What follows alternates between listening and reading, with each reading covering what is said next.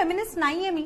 आणि मी कायम असं एक उदाहरण देते की आज जर का मला माझ्या घरात एखादं मोठं वॉर्डरोब मूव्ह करायचं आहे किंवा एखादं मोठं कपाट ह्या रूम मधून मला त्या रूम मध्ये ठेवायचं असं वाटलं तर येस मला माझ्या घरातल्या पुरुषाची, माझ्या वडिलांची, माझ्या भावाची, माझ्या नवऱ्याची, माझ्या बॉयफ्रेंडची, जो कोणी पुरुष म्हणून माझ्या आयुष्यात माणूस असणार आहे त्याची गरज पडणार आहे.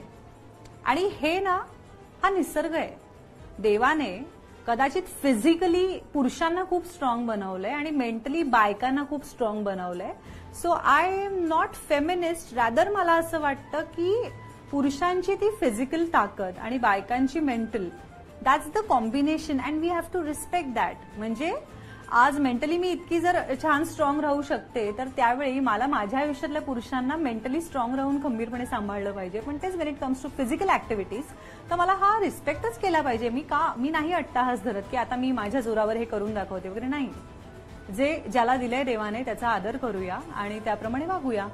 आता जर कोणी आदर करत नसेल एखाद्या गोष्टीचा किंवा आता आपण आमच्या क्षेत्राबद्दल किंवा आपण जिथे काम करतो त्याबद्दल बोलायचं म्हटलं, समजा असं झालं की आज रूममध्ये 4 जण बसली आहेत एकत्र आणि कुठल्या तरी मुलीवरून कुणीतरी काहीतरी कमेंट करायला गेलं तर आय डोंट सपोर्ट दॅट.